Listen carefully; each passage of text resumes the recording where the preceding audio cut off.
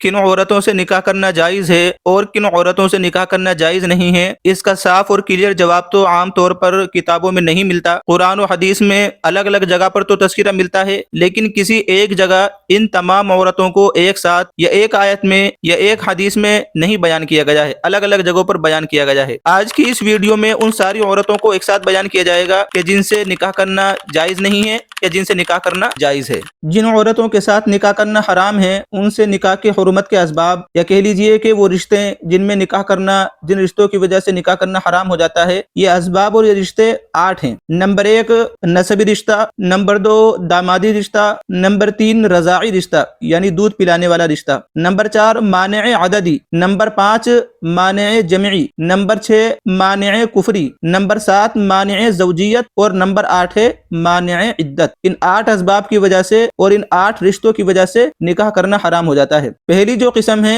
نسبی رشتہ، نسبی رشتے کی وجہ سے جو عورتیں حرام ہیں ان کی 7 قسمیں ہیں۔ اس کو قرآن کریم میں بھی اللہ تبارک و تعالیٰ نے بیان فرمایا ہے، حرمت علیکم امہاتکم، اس آیت کریمہ میں۔ پہلی ہے مائیں، ماؤں سے نکاح کرنا حرام ہے، چاہے ماں جو ہے بالذات ماں ہو، اپنی سگی ماں ہو، یا بالواسطہ ماں ہو یعنی اپنی ماں ہو، یا ماں کی ماں ہو، ان سے جو ہے نکاح کرنا، ماں سے نکاح کرنا حرام ہے، ماں کی ماں سے نکاح کرنا حرام ہے۔ دوسرا ہے بیٹیوں سے نکاح کرنا حرام ہے، اپنی جو لڑکیاں ہیں، اپنی بیٹیاں ہیں، ان سے نکاح کرنا حرام ہے، چاہے لڑکیاں بالذات ہوں، اپنی سگی بیٹیاں ہوں، یا جو ہے بالواسطہ ہوں یعنی بیٹے کی بیٹی ہو، پوتی ہو، پڑپوتی ہو، ان سے جو ہے آگے تک جو ہے چلے جائیں گے، ان سے نکاح کرنا حرام ہے۔ اور تیسرا ہے بہنوں سے نکاح کرنا، بہنیں چاہے سگی ہوں یا سوتیلی ہوں، بہنوں سے نکاح حرام ہے۔ اسی طریقے سے خالائیں، خالہ سے نکاح حرام ہے جو ماں کی بہن ہوتی ہے۔ پھوپھیوں سے بھی نکاح حرام ہے، خواہ جو ہے جو باپ کی بہن ہوتی ہے ان سے نکاح حرام ہے، خواہ سگی پھوپھی ہو، باپ کی سگی بہن ہو، یا سوتیلی بہن ہو، سوتیلی پھوپھی ہو، ان سے جو ہے نکاح حرام ہے۔ اور چھٹی قسم ہے بھتیجیاں، چچا کا اپنی بھتیجی سے نکاح حرام ہے۔ اسی طریقے سے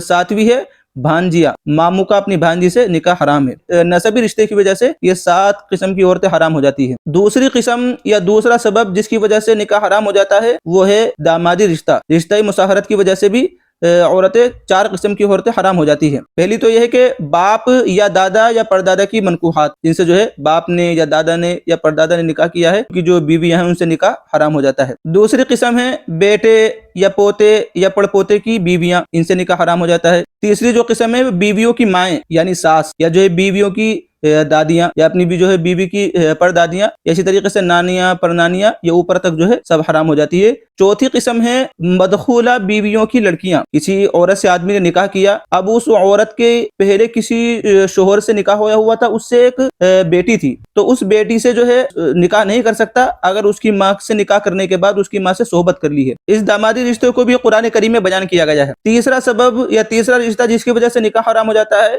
وہ ہے رشتہ رضاعت یعنی دودھ پلانے کا رشتہ۔ اگر کسی عورت نے کسی بچے کو دودھ پلایا اور دودھ بھی جو ہے 2.5 سال کی عمر سے پہلے کی عمر میں پلایا ہے، تو ایسا بچہ اس کا جو ہے بیٹا بن جائے گا، اس کی اولاد بن جائے گا۔ اب اس عورت کی اولاد سے اس بچے کا یا اس عورت سے جو ہے نکاح کرنا حرام ہو جائے گا۔ حدیث شریف میں آتا ہے یحرم من الرضاعتی کما یحرم من النسب، جس طریقے سے نسب کی وجہ سے نکاح حرام ہو جاتا ہے، اسی طریقے سے رضاعت کی وجہ سے، دودھ پلانے کی وجہ سے بھی جو ہے حرمت ثابت ہو جاتی ہے۔ تو رشتہ رضاعت بھی جو ہے حرمت کا ایک سبب ہے۔ چوتھا سبب ہے مانع عددی یعنی عدل اور انصاف کی پابندی نہ کرنے کی صورت میں ایک بیوی سے نکاح جائز ہے، اور اگر عدل اور انصاف کر سکتا ہے بیویوں کے درمیان تو 4 سے نکاح کرنا جائز ہے، لیکن 4 سے زیادہ 5ویں سے یا 6ٹی سے نکاح کرنا یہ حرام ہے مانع عددی کی وجہ سے۔ صرف جو ہے 4 سے نکاح کر سکتے ہیں بیک وقت، 5ویں سے جو نکاح کرنا حرام ہے، یہ اس کا سبب ہے مانع عددی، اس کو بھی قرآن کریم میں بیان کیا گیا ہے۔ 5واں سبب ہے مانع جمعی یعنی 2 سگی بہنوں کو ایک وقت میں نکاح میں جمع نہیں کر سکتے۔ 2 سگی بہنوں کو یعنی اپنی بیوی کو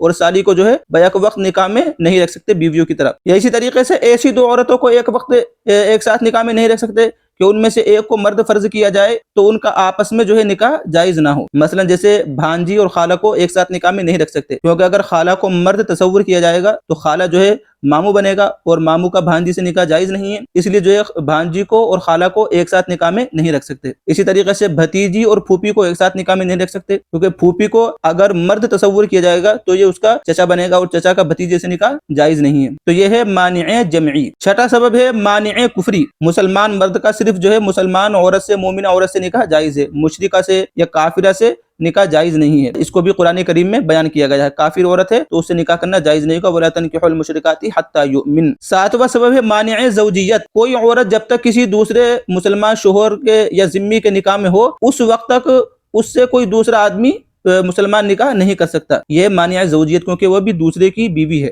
اس کو بھی قرآن کریم میں بیان کیا گیا ہے والمحصنات من النساء کے تحت. اور آٹھواں سبب ہے مانع عدت. کسی عورت کے شوہر کا انتقال ہو گیا یا اس کو طلاق دی گئی ہے اور وہ عدت میں بیٹھی ہوئی ہے تو عدت کے درمیان جو ہے نکاح نہیں کیا جا سکتا. عدت میں جو ہے نکاح نہیں ہو سکتا. یہ ہے مانع عدت، یہ سبب ہے. تو یہ 8 طرح کے ایسے رشتے ہیں یا 8 طرح کے ایسے اسباب ہیں جن 8 طرح کی عورتوں سے نکاح نہیں کیا جا سکتا. اس کے علاوہ عورتوں سے نکاح کیا جا سکتا ہے. ان 8 طرح کے رشتوں کو چھوڑ کر کے یا ان 8 طرح کے اسباب کو چھوڑ کر کے جو عورتیں ہیں ان سے نکاح کیا جا سکتا ہے، وہ سب حلال ہیں. جس کو قرآن کریم میں اللہ تعالیٰ نے فرمایا وَأُحِلَّ لَكُم مَّا وَرَاءَ ذَلِكُمْ.